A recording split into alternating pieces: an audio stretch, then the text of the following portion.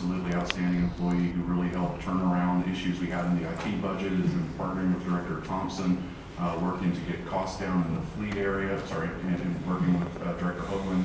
And died suddenly of a heart attack yesterday, and so just want to send my prayers out to his family, and we all have a really heavy heart in the finance department today. I just wanted to take a second to acknowledge that. Thanks for sharing that with us, and our thoughts and prayers with your team and the family.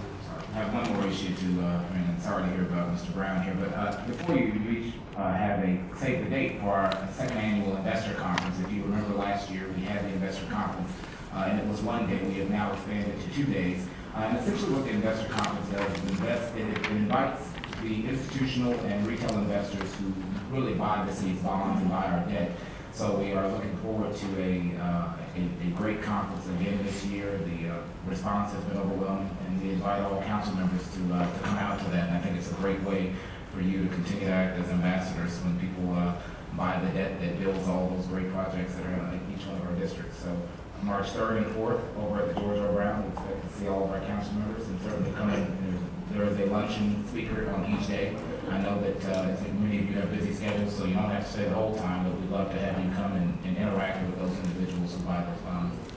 Thanks for your leadership. I know it was a success last year, and glad to see it's happening again. So thank you for coming.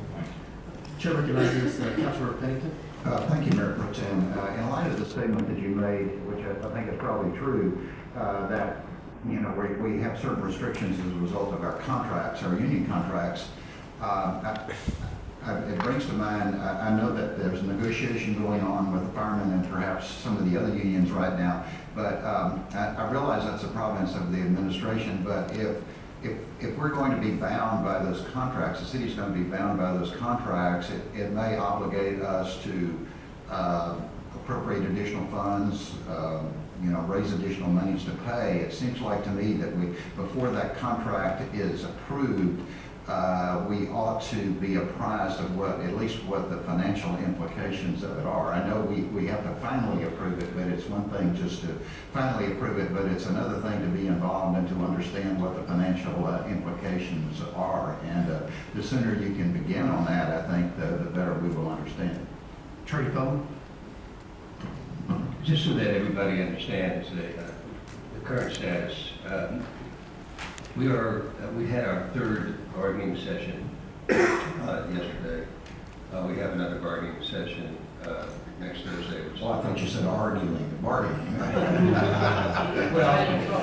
that too, depending what you want to do. And the next session actually is going to be a pretty significant one. When Mayor Pro Tem was talking about you can't preempt collective bargaining, the point is that we can't present proposals on a fix here before council prior to putting it on the table in the collective bargaining. So that's going to happen, in fact, next Thursday. So the council will be kept informed all along the way. We're fully cognizant of the problem. It's that issue with respect to overtime is very much at the center of our negotiations right now, and these negotiations are going to be unique in a number of respects, but one of them is that we're going to be keeping council informed real time as to where we are. That was my request. Thank you very much. Thank you. Ms. Russell, you may now proceed with the consent